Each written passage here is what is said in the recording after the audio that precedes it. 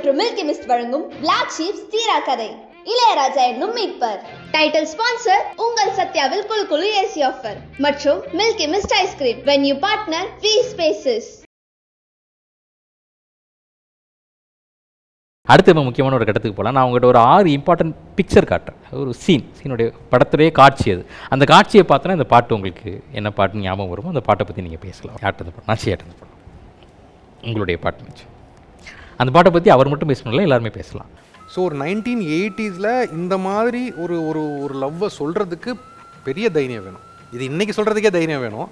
அப்போ அந்த age difference, ஏற்கனவே ஒரு கல்யாணம் ஆனவன், ஜாதியிலையுமே உயர்ந்த ஜாதி தாழ்ந்த ஜாதின்னு அந்த வித்தியாசம், இது எல்லாத்தையும் தாண்டி அவங்க 2 பேருக்குள்ளே இருக்க அந்த லவ்வை ரொம்ப அழகாக, எனக்கு தெரிஞ்சு விஷுவல்ஸ்க்கு எந்த அளவுக்கு இம்பார்ட்டன்ஸ் இருக்குமோ மியூசிக் அந்த அளவுக்கு பிச்சு உதறியிருப்பாங்க. ஸோ இது ரெண்டும் ஒன்றா ட்ராவல் பண்ண ஒரு படம். என்டையர் ஃபில்மிசன் ஒரு கிளாசிக்கல் கல்ட்டு தான். என்னைக்கு எடுத்தாலும் இப்போவும் பார்த்தா ஆச்சரியமாக இருக்கும். பாட்டு இப்போது சமீபத்தில் பாரதிராஜா ஐயர் நம்மளை விட்டு போயிட்டார். ஸோ வைரமுத்து சார் ஒரு காணொலியில் பேசும்போது கவிதையாக சொல்லிவிட்டு பாரதிராஜா சாருக்கும் அவருக்கும் உண்ட அந்த இன்டிமேசி, அந்த ஃப்ரெண்ட்ஷிப் அதை சொல்லி முடிக்கும்போது இதை பாடி காட்டும் போது தான் இன்னும் கனெக்ட் பயங்கரமாக இருந்துச்சு. பூங்காத்து திரும்புமா, என் பாட்டை விரும்புமா, பாராட்ட மடியில் வச்சு தாளாட்டா எனக்கு ஒரு தாய்மடி கிடைக்குமாங்கிறது அப்படி ஒரு ஏன்னா அவரை உருவாக்குனது பாரதிராஜா சார் தாங்கும் போது. பாராட்ட மடியில் வச்சு தாளாட்ட வைரமுத்து எல்லா பாட்டுகளையுமே பாரதிராஜா திருத்தினதே கிடையாது. பாட்டு எழுதி வந்தால் அது அப்படியே ரெக்கார்டிங் போயிடுமா. இந்த படத்தில் ஒரே ஒரு பாட்டில் மட்டும் ஒரே ஒரு வார்த்தையை திருத்த வேண்டிய கட்டாயம் வந்துச்சுன்னு பாரதிராஜா சொல்கிறாரு. வைரமுத்தும் அதை பதிவு பண்ணுறாங்க. என் பாட்டில் பாரதிராஜா திருத்தின பாட்டு இது பாட்டு மட்டும்தான் அப்படின்னு. ராசாவணமின்னு அதில் பாட்டு இருக்குது. அந்த ராசாவணமி பாட்டில் பருவம் தெரியாமல் மழையும் பொழிஞ்சாச்சு, விவரம் தெரியாமல் உடம்பும் நனைஞ்சாச்சுன்னு அவர் எழுதி கொடுத்துட்டார். அது ரெக்கார்டிங் போய் பாடிட்டு இருக்காங்க, ஜானகியமாக பாடிட்டு இருக்காங்க. அப்போ பாரதிராஜா ரெக்கார்டிங் தியேட்டருக்கு வந்துட்டு மெதுவாக வைரமுத்து தோளில் கைப்பட்டு வெளியே கூட்டு போய் நான் ஒரே ஒரு வார்த்தையை மட்டும் இதில் மாற்றிக்கலாமான்னு, இது உங்கள் படம் உங்கள் கதை தாராளமாக மாற்றலான்னு சொன்னப்போ விவரம் தெரியாமல் மனசும் நனைஞ்சாச்சுன்னு மாற்றிக்கலாம். ஏன்னா அந்த மலைச்சாமி கேரக்டருக்கும் அந்த படகோட்டி அந்த பொண்ணுக்கும் அந்த பரிசல் ஓட்டி பொண்ணுக்கும் ஆக்சுவலாக உடல் ரீதியான சம்மந்தம் எதுவும் கிடையாது, என் கதையை அது கெடுத்துரும்னு சொன்னப்போ இப்போ நீங்கள் கேட்டிங்கன்னா படத்தில் மனசும் நனைஞ்சாச்சு அப்படின்னு தான் இருக்கும். இந்த படத்தோட பாடல் எல்லாமே ஒரு சினி இண்டஸ்ட்ரிகளுக்காக வாணி மகாலில் ஆர்கனைசேஷன் பண்ணார் இல்லையா. படம் வரத்துக்கு முன்னாடி எல்லோரும் யார் புது பையன் இதுக்குன்னு கேட்கும்போது பஞ்சோர்னாஸில் ஏற்பாடு பண்ணி இந்த படத்தோட ரெக்கார்டிங்கை ஸ்டேஜில் ஷோவாக பண்ணி காமிச்சார். அப்போ தான் இண்டஸ்ட்ரியில் பெரிய பூம் ஆகுது. ஐயோ என்னையா என்னமோ அப்படி பண்ணுறாங்க அப்படின்னு சொல்லிட்டு. அதே மாதிரி இந்த படத்தோட ரெக்கார்டிங் நடந்துகிட்ருக்குது. இந்த ரெக்கார்டிங் நடந்துகிட்ருக்கிற சமயத்தில் பிரசாத் ஸ்டுடியோவில் இன்னொரு இடத்துல தேவா சான்ஸ் கேட்டு போகிறாரு. யாருக்கிட்டனா விசி குகநாதன்ட்டு சான்ஸ் கேட்டு போகிறாரு. சான்ஸ் கேட்டு போய் நின்றுட்டுருக்காரு. இந்த மாதிரி தேவா சந்திரபோஸும் தேவா போய் நிற்கிறாங்க. நிற்கும் ஒருத்தர் ஓடி வராங்க.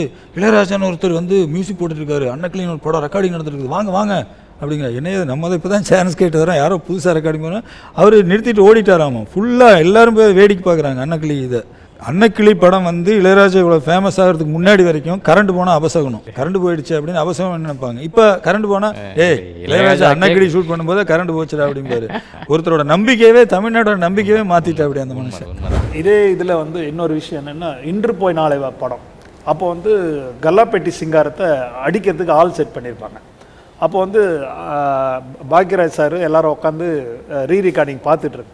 அப்போ அந்த கல்லாப்பெட்டி சிங்காரத்துக்கு என்ன ரீரெக்கார்டிங் பண்ண போகிறாரு எல்லாம் வெயிட் பண்ணிகிட்டு இருக்காங்க. அப்போ ராஜா சார் எதுவும் கொடுக்காதீங்க அப்படின்ட்டார், எந்த எஃபெக்ட் எதுவும் கொடுக்காதீங்க, சைலண்ட்டாக இருக்கட்டும் அப்படின்ட்டார். பாக்யராஜ் சார் அங்கே எதனா வேணும் அப்படின்னாராம் பாக்யராஜ் சார்.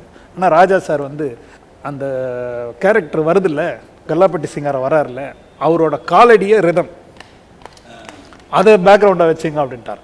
அந்த அளவுக்கு எவ்வளோ படத்தில் இன்வால்வ் ஆகி அந்த படத்தை பார்த்தாருன்னா அதுலேருந்தே எடுக்கிறாரு பாருங்க விஷயத்தை. தாமரை மேலே நீர்த்துளி போ